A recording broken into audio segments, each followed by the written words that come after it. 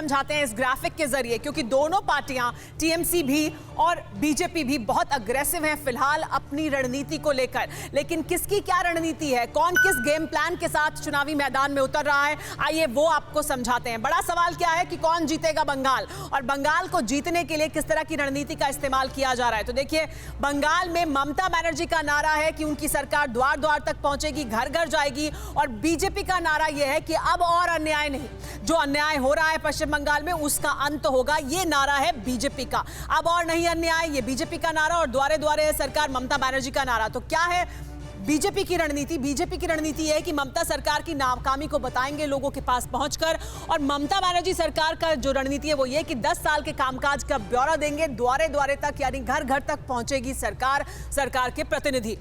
अन्याय का सामना कर रहे लोगों के घर तक पहुंचेगी बीजेपी। ममता बनर्जी का एक कोशिश ये है कि शहर और गांव तक योजनाओं को पहुंचाएं, ये उनका मकसद है, और लोगों तक पहुंचाएं कि उन्होंने क्या क्या काम किए, उनकी सरकार ने क्या काम किए हैं।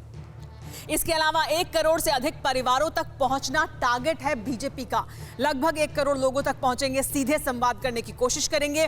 20,000 वार्ड में शिविर लगा रही है राज्य सरकार ताकि वो घर घर तक पहुंच सके, द्वार द्वार तक पहुंच सके। इसके तहत डोर टू डोर कैंपेन चलाएंगे, टीएमसी का अत्याचार भी बताएंगे, ये बीजेपी करने वाली है। और जो शिविर लगा रही है टीएमसी या राज्य सरकार जो लगा रही है, उसमें शिविर में 11 सेवाओं को तत्काल लाभ देने की कोशिश की जाएगी ताकि लोगों को फौरन उसका लाभ मिल सके और उनको लगे कि सीधे काम हो रहा है।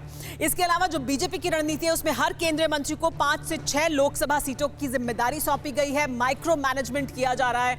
और दूसरी तरफ टीएमसी पर, क्योंकि आयुष्मान भारत को उन्होंने नहीं लागू होने दिया पश्चिम बंगाल में, ये आरोप लगता है, इस वजह से ममता बनर्जी इसको लेकर स्वास्थ्य साथी जो उनकी योजना है उसे लोगों के सामने और उन तक पहुंचाने की तेजी से कोशिश करेंगे। घर घर जाएंगे मंत्री और विधानसभा की बैठक भी करेंगे। मंत्रियों को जो जिम्मेदारी दी गई है उसके तहत वो काम करेंगे बीजेपी की तरफ से। और ममता सरकार ने अभियान को 4 चरणों में बांट दिया है। जो ममता सरकार का अभियान है द्वार द्वार तक पहुंचने का, उसे 4 चरणों में बांटा गया है। तो पहला चरण है 1 से 11 दिसंबर, दूसरा चरण है 15 से 24 दिसंबर। बीजेपी इधर दूसरी तरफ विधानसभा में तैयारियों का जायजा लेगी, केंद्रीय मंत्री खुद वहां जाएंगे और जायजा लेंगे। तीसरा चरण जब जो ममता बनर्जी सरकार का होगा वो 2 से 12 जनवरी 2021 होगा और 18 से 30 जनवरी 2021 में होगा चौथा चरण। इन 4 चरणों में राज्य सरकार ज्यादातर लोगों तक पहुंचने की कोशिश करेगी पश्चिम बंगाल के, और उन तक अपनी योजनाओं को पहुंचाएगी, साथ ही त्वरित उनको उसका फायदा पहुंचाने की भी कोशिश करेगी। तो ये रणनीति है टीएमसी की, ममता बनर्जी की, और बीजेपी की है ये रणनीति।